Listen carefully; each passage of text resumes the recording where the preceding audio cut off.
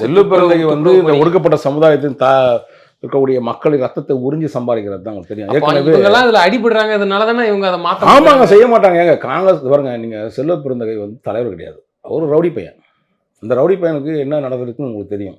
அவன்லாம் கட்சி தலைவராக வந்து காங்கிரஸ் கட்சின்ற ஒரு இயக்கத்தை, ஒரு கதராடை போடக்கூடிய இயக்கத்தை வந்து இவன் பாலிஸ்டர் போட்டு உட்காந்துக்கிட்டு பாலிஷாக வந்து பேசி, அடுத்தவனை வந்து ஆட்டையை போட்டு, அடுத்தவனை கொலை பண்ணி கொள்ளடிச்சு, அடுத்த இடத்தை ஆட்டையை போடுறது, இந்த துப்புரவு பணியாளர்கள் போர்வையில் வந்து இவன் கூட இருக்கிற ஃப்ராடு பசங்களை, ஆதிகேசவன் ஒருத்தன், அவன் ஃப்ராடு, அவன் பையன் சாரதின்னு ஒருத்தர் இருக்கான். இந்த ஃப்ராடுகள் எல்லாத்துக்கும் அவனுக்கு வந்து அவன்லாம் வந்து ஒடுக்கப்பட்ட சமுதாயத்தினுடைய இதுவா அத்தனை ஏமாற்றி அவனை பற்றி அந்த கொடுக்கப்பட்ட நிதி என்ன, ஒடுக்கப்பட்ட மக்களுக்காக ஒடுக்கப்பட்ட நிதியை இவன் துப்புரவு தொழிலாளர்கள் போர்வையில் இந்த துப்பு கட்டணம்லாம் கூட வச்சுக்கிட்டு அவன் தான் ஒடுக்கப்பட்ட சமுதாய அவங்களாம் ரொம்ப ஏழ்மை நிலையில் இருக்காங்கன்னு சொல்லி தான் நீங்கள் வந்து அவன் பேர்லாம் எழுதி வச்சுருக்கீங்க.